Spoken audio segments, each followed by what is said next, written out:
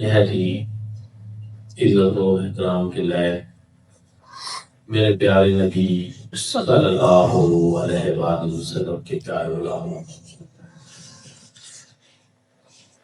شعبان المعظم کا یہ آخری جمعہ ہے اور ماہ رمضان المبارک کی آمد ہے۔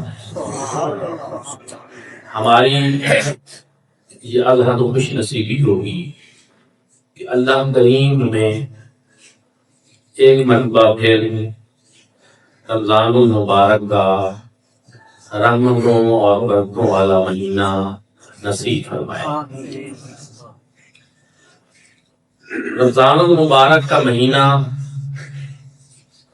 تمام مہینوں میں ایک سردار مہینہ ہے، رحمت اور برکت والا ہے، اور اس کے فضائل اور اس کی خصوصیات حضور نبی کریم صلی اللہ علیہ وآلہ وسلم نے بیان فرمائی ہے۔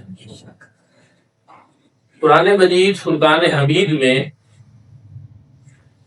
اس کا باقاعدہ نام نامی اس میں گرامی آیا ہے، اور قرآن پاک میں جس انداز میں اللہ رب العزت نے اور جس مقام پہ اس کا نام ذکر فرمایا ہے، وہ انداز، وہ اسلوب یہ بتاتا ہے کہ یہ مہینہ عام مہینہ نہیں، یہ بڑا خاص ہے۔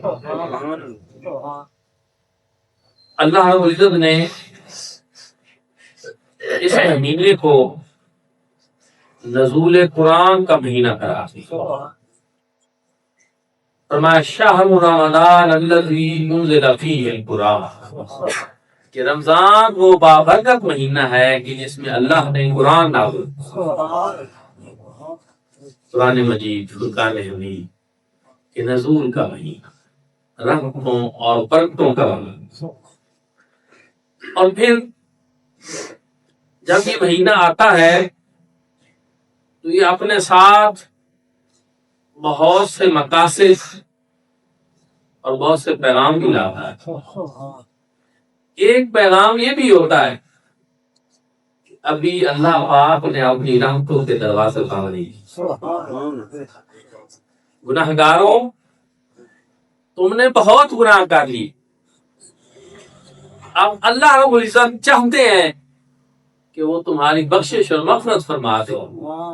اس نے تمہیں زندگی میں ایک مرتبہ پھر جو ہے وہ رمضان کا مہینہ تھا۔ آپ سب جانتے ہیں کہ کوئی انسان جتنا ہی آلودہ ہو جائے جسمانی طور پر، اس کے جسم کے اوپر ناپاکی والی جتنی چیزیں لگ جائیں، لیکن اگر وہ اچھے طریقے سے غسل کر لے وہ پاک اور صاف طہارت نصیب ہو جاتی ہے، پاکیزگی نصیب ہو جاتی ہے۔ گناہوں سے پاک ہونے کے لیے رب تعالیٰ کی رحمتوں کی برسات والا ہے، اس میں رب کی رحمتوں کی برسات، ابر کرم برستا ہے۔ اور آپ سب کو پتا ہے کہ رب تعالیٰ کی رحمت جب برستی ہے تو وہ نشیب پہ بھی برستی ہے، وہ فراز پہ بھی، ہر اونچی نیچی جگہ، ہر خاص و عام کو اس سے فائدہ ہو سکتا ہے، لیکن اس سے فائدہ اٹھاتا کون ہے، اس سے اپنی قسمت بناتا کون ہے، اپنے روٹھے ہوئے رب کو راضی کون کرتا ہے؟ یہ ہمارے لیے سوال۔ ورنہ رمضان المبارک وہ آ رہا ہے اور اپنی تمام تر عظمتوں، برکتوں اور رحمتوں کے ساتھ جلوہ گر ہو رہا ہے۔ حضور نبی کریم صلی اللہ علیہ وآلہ وسلم اس کا باقاعدہ استقبال کروا، تیاری فرماتے اور ایک ماحول بناتے۔ رجب کے مہینے کے چاند کے طلوع ہوتے وقت حضور نبی کریم صلی اللہ علیہ وآلہ وسلم دعا مانگتے، اللہم بارک لنا فی رجب و شعبان وبلغنا رمضان، اللہ ہمارے رجب اور شعبان میں برکت عطا فرما اور ہمیں رمضان کا مہینہ نصیب فرما۔ کیونکہ یہ بھی نصیب والوں کو نصیب ہوتا ہے. کتنے ایسے ہمارے دوست ہیں جاننے والے ہیں جو پچھلے رمضان المبارک میں تھے لیکن اب وہ نہیں ہے. یہ قسمت والوں کو نصیب ہوتا ہے. اس لیے حضور نبی کریم صلی اللہ علیہ وآلہ وسلم اس کو پانے کی باقاعدہ دعا کرتے ہیں کہ تاکہ یہ ہمارے نصیب میں. اور پھر شعبان کے آخری عشرہ میں حضور نبی کریم صلی اللہ علیہ وآلہ وسلم نے صحابہ کرام رضوان اللہ تعالی علیہ مجمعین کو باقاعدہ خطاب کرتا. اس کو عنوان استقبال رمضان. حضور اللہ صلی اللہ علیہ وسلم نے پوچھا کہ ماذا یستقبلکم وماذا تستقبلون، کون سی چیز ہے جس کا تم استقبال کرنے والے ہو اور کون سی چیز ہے جو تمہارا استقبال کرنے والا ہے. صحابہ کرام نے عرض کیا رسول اللہ شاید ہماری کسی سے کوئی جنگ ہونے والی ہے، آمنا سامنا ہونے والا ہے. حضور اللہ صلی اللہ علیہ وسلم نے فرمایا نہیں، آتاکم شہر رمضان، تمہیں رمضان کا مہینہ عطا کیا گیا وہ جلوہ فروز ہونے والا. اور شہر مبارک، میرے آقا نے ارشاد فرمایا برکتوں والا مہینہ.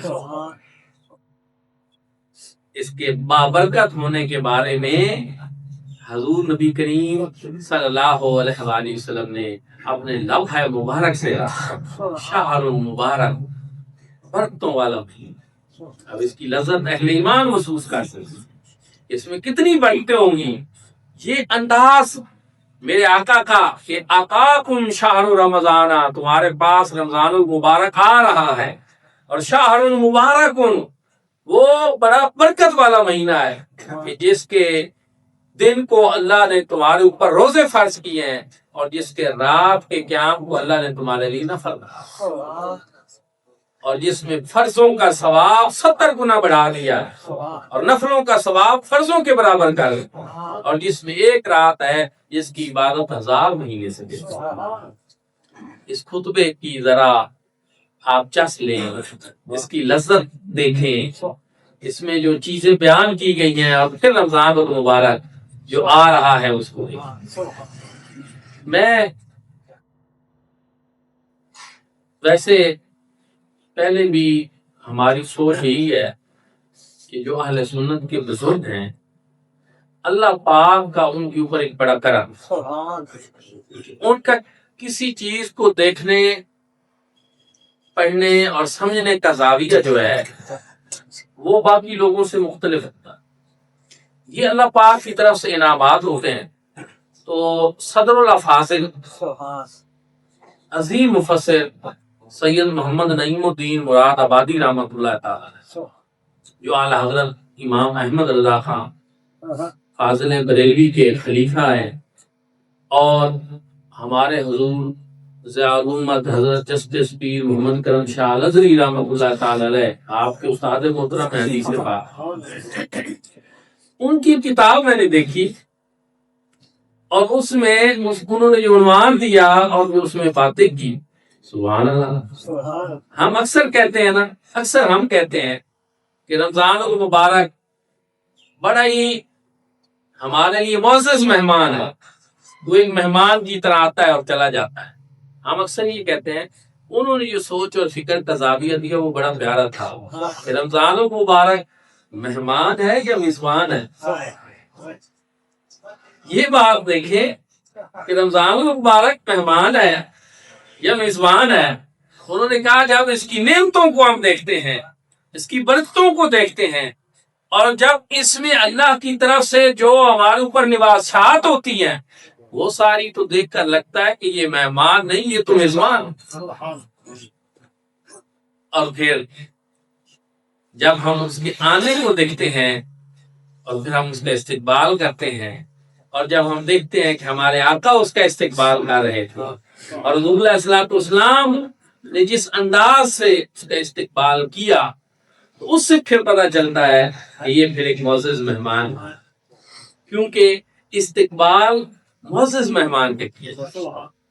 اور اگر کوئی مہمان بہت قابل تعظیم ہو تو اس کی آمد بجائے خود ایک بڑا اعزاز ہوتی ہے، لیکن اس سے بھی پہلے جتنا زیادہ اچھا اس کا استقبال ہو، تیاری ہو، ماحول ہو، وہ اتنا ہی زیادہ اس کے شایان شان بات ہوتی ہے۔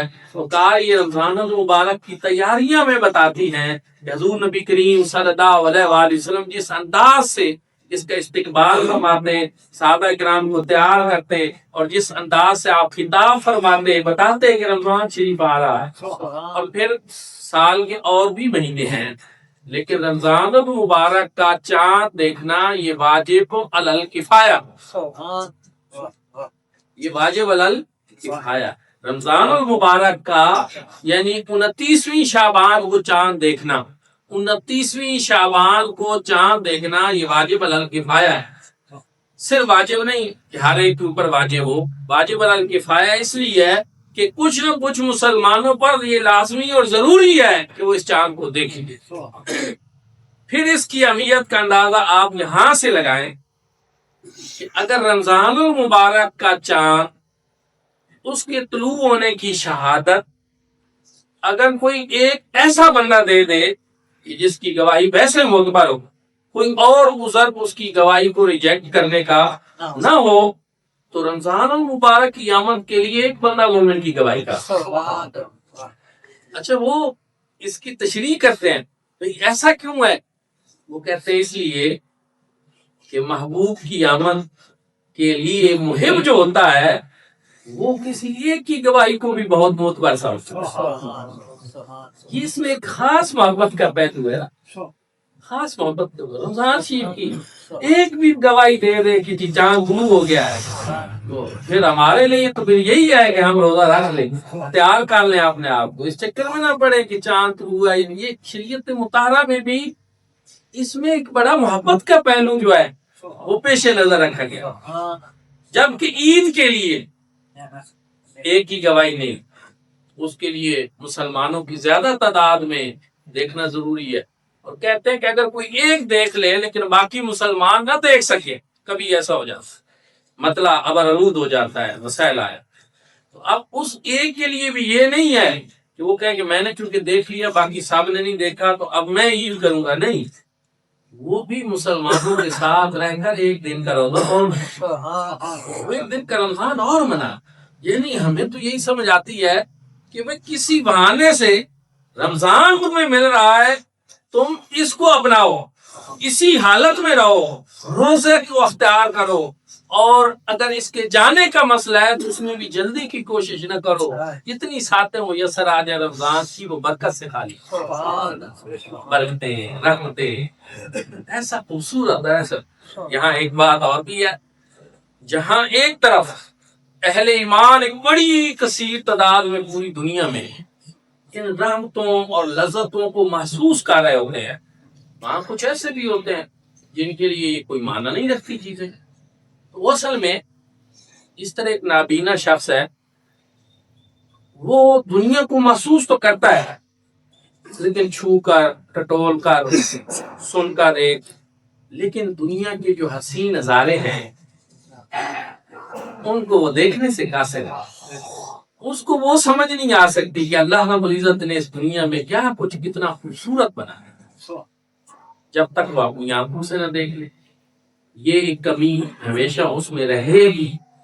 تو میرے بھائی اور دوستو، اسی طرح یہ رحمتیں، یہ برکتیں، یہ لذتیں، یہ تو پھر اہل ایمان کو ہی نصیب، جو اس طرف آئے گی، جو اس راہ کا راہی نہیں بنا، جو اس منزل کا مسافر نہیں بنا، اس کو کیا معلوم کہ رمضان المبارک میں کتنی رحمتیں اور برکتیں، اس میں کتنا لطف ہے، اس میں کتنا کیف۔ قرآن مجید فرقان حمید کی صداؤں سے اہل ایمان کے دل میں ایمان کتنا اور بڑھ جائے، کتنی اور تازگی نصیب ہو جائے۔ قرآن پاک مردہ دلوں میں ایک نئی زندگی بھر دیتا ہے، ایک نئی روح آباد کر دیتا ہے، ایک نئی تازگی آ جاتی ہے، اور یہ پورا ایک ریفریشر کورس ہے، ایک تربیتی سیشن ہے۔ انسان بالکل ایک دفعہ اپنے ایمان کو تازگی کے ساتھ محسوس کرے رمضان المبارک کی صورت میں، پھر اس کے فوائد اور برکات روحانی پھر اس کے فوائد جو جسمانی طبی، پھر اس میں جو ایک ڈسپلن، جو ایک نظم و ضبط، جو ایک خوبصورتی. یہاں میں ایک چیز اور عرض کرنا چاہتا ہوں. اب مجھے یہ تو صحیح یاد نہیں کہ وہ کون سے بزرگ تھے جن کا میں نے پڑھا، لیکن ان کی بات بالکل مجھے یاد. کس طرح کسی کا رمضان المبارک کا مہینہ مربوط اور منظم گزرتا ہے، پھر اس کا باقی سال بھی اسی طرح تو اس لیے کوشش کیا کریں کہ آپ رمضان المبارک میں عبادات زیادہ کریں، نمازوں کی پابندی کریں، تاکہ پورا سال بھی آپ کا اسی طرح. یہ ایک اللہ رب العزت کی طرف سے اسپیشل ایک پیکیج ہے، ایک انعام ہے، ایک کرم نوازی کے سلسلے ہمارے اوپر کھل رہے ہیں. اور گویا رمضان المبارک کی آمد یہ اعلان کر رہی ہے کہ لا تقنطوا من رحمت اللہ ان اللہ یغفر الذنوب جميعا انہ هو الغفور الرحیم، کہ میری رحمت سے کبھی نہ امید نہ، کبھی مایوس نہ ہونا. اللہ رب العزت بخشش اور مغفرت کے دروازے ہم سب قریب بول رہا. حضور نبی کریم صلی اللہ علیہ وآلہ وسلم نے ارشاد فرمایا اذا جاء رمضان فتحت ابواب السماء، جب رمضان المبارک کا مہینہ آتا ہے اللہ رب العزت آسمانوں کے دروازے کھولتے ہیں. وفی روایت فتحت ابواب الجنہ، ایک روایت میں کہ جنت کے دروازے کھول دیے جاتے. وغلقت ابواب جہنم، جہنم کے دروازے بند کر دیے جاتے. وسلسلت الشیاطین وصفدت الشیاطین، شیطانوں کو زنجیروں کے اندر جکڑ دیا جاتا. یہ خاص اہتمام ہے اللہ رب العزت کی طرف سے. ایک ہمیں ماحول دیا جا، ایک اسپیشل ماحول کریٹ کر کے ہمیں ایک موقع دیا جا رہا ہے کہ آپ رمضان المبارک میں اپنی روحانی قوتوں کو مضبوط کر، مادیت پرست قوتیں جو ہیں وہ کمزور کر، انسان بیک وقت ملکوتی اور حیوانی صفات کا حامل ہو سکتا. کہ اگر یہ اپنے آپ کو بہتر کرے، اپنی روحانیت مضبوط کرے، انسان فرشتہ شیفت ہو سکتا. اور اگر دوسری طرف چلا جائے، گناہوں میں لت پت ہو جائے اور محض کھانا پینا اور سونے والی کر لے، اپنے شعور، عقل اور اللہ اور اس کے رسول صلی اللہ علیہ وسلم کے احکامات کی رہنمائی نہ لے، پھر یہ حیوانی صفات کامل ہو جاتا. یہ دونوں چیزیں اس میں ہیں. تو رمضان المبارک میں ہمیں ایک اسپیشل ٹریننگ کے ذریعے بتایا جاتا ہے کہ جس طرح فرشتے کھانے پینے سے بالکل پاک ہو کر اللہ کی بندگی کرتے ہیں، آپ چلو پورا مہینہ اس طرح نہ صحیح، مہینے میں ایک دن کا ایک مخصوص حصہ آپ بھی اپنے آپ کو ان ملکوتی صفات کا حامل، کھانا پینا، شہوات، ان چیزوں سے آپ دور ہو جائیں اور اپنے اندر یہ ملکوتی صفات جو ہیں، یہ جو ملائکہ کی صفات ہیں، یہ پیدا. فرشتوں سے بہتر ہے انسان بننا، مگر پڑتی ہے اس میں محنت سے. تھوڑی سی پھر کوشش، اب ظاہر ہے مقام جتنا ہے، مرتبہ جتنا ملنا ہے، عنایات جتنی ہونی ہے، اس کے لیے اب ایک کوشش تو ہونی ہے. امتحان بھی ساتھ ہے لیکن انعام بھی ساتھ ہے. اس لیے آپ کو تھوڑا بہت یہ ماحول دے کر چیک کیا جاتا ہے، آزمایا جاتا ہے. اور اس میں سب سے بڑی بات جو ہے ایک بندہ مومن کے لیے وہ تو یہ ہے کہ جب پروردگار فرما دے کہ اب تم نے کھانا ہے تو بندہ کھائے، اور فروغ دے کہ میرے بندے اب نہیں کھانا، بندہ کہے کہ میں. سب سے اہم بات اس میں اطاعت ہے، اللہ رب العزت کی اطاعت ہے، اس کے احکام کو ماننا ہے. اور یہی چیز روزے کا اصل مقصود ہے، اس کی اصل روح بھی یہی ہے. کھانے پینے سے بظاہر روکنا، اس کی کوئی اور وجہ نہیں ہے. اس میں یہی چیک کرنا ہے کہ جب اللہ پاک روکتے ہیں تو پھر آپ رک جاتے ہیں. جب وہ ہمیں فرماتے کہ آپ کھا لو، آپ افطار کرو، ہم افطار کر لیتے ہیں. یہ چیک کیا جائے. اگر نارمل حالات ہو، بھوک بھی کسی کو نہ لگے، پیاس بھی نہ لگے، تو پھر روزے کا تو مقصد ہی نہیں رہتا. یہ بھوک، یہ پیاس، ان چیزوں کے ذریعے اصل میں تو آزمایا جاتا ہے. لیکن وہ بڑی ازمائش بھی ہمیں دے سکتے تھے، لیکن اللہ رب العزت نے کرم یہ نہیں، ایسی جس کی ہر انسان ایک استطاعت رکھتا ہے، ایک طاقت رکھتا ہے، اس سے بڑھ کر نہیں ہے. اگر آپ مریض ہو گئے اور آپ روزہ نہیں رکھ سکتے، ڈاکٹرز کہتے ہیں کہ آپ کی صحت اجازت نہیں دیتی، تو اللہ رب العزت نے اب یہاں سختی نہیں فرمائی، یہاں پہ اجازت عطا فرمائی کہ مریض کے لیے یہ ہے کہ فمن کان منکم مریضا او علی سفر فعدۃ من ایام، اگر تم میں سے کوئی مریض ہے یا وہ مسافر ہے تو وہ اور دنوں میں روزہ رکھے، جب وہ سفر نہیں کر رہا، جب اس کی صحت خراب۔ یہاں میں اکثر ہی کہتا ہوں کہ شریعت مطہرہ دیکھیں آپ، کوئی ایک عمل بھی ایسا نہیں جو ہمارے ذمہ اس عالم میں لگایا گیا ہو کہ ہمیں نہیں معلوم کہ آپ کی صحت اجازت دیتی ہے یا نہیں، آپ گھر آرام سے بیٹھے ہیں یا سفر کر رہے ہیں، آپ ہر حال میں روزہ رکھیں تو ایسا ہے۔ اللہ رب العزت نے کسی انسان کو کسی ایسی چیز کا مکلف نہیں بنایا، پابند نہیں کیا کہ جس کی وہ استطاعت نہ ہو۔ لا یکلف اللہ نفسا الا وسعہا، اللہ رب العزت نے ہر انسان کو اتنا پابند کیا ہے جتنی وہ استطاعت۔ لا اکراہ فی الدین، دین میں جبر نہیں ہے، سختی نہیں ہے، جتنی استطاعت ہے اس کے مطابق۔ تو یہ روزہ جو ہے رمضان المبارک کا رحمتوں اور برکتوں والا مہینہ، اس کی آمد ہے۔ ہم تیاری کتنی کرتے ہیں؟ کیا ہم اس کو موبائل کے اندر وقت گزاری کر کے گزار دیں گے یا قرآن پاک سے اپنا تعلق جوڑ لیں گے؟ یہ بھی ہمارے سوچنے کی بات کہ محض وقت گزاری نہ کریں، آپ قرآن پاک کی تلاوت میں وقت گزار۔ نزول قرآن کا مہینہ ہے، قرآن پاک اس میں نازل ہوا، تو اس کے لیے آپ قرآن پاک کی اسپیشل تلاوت کریں۔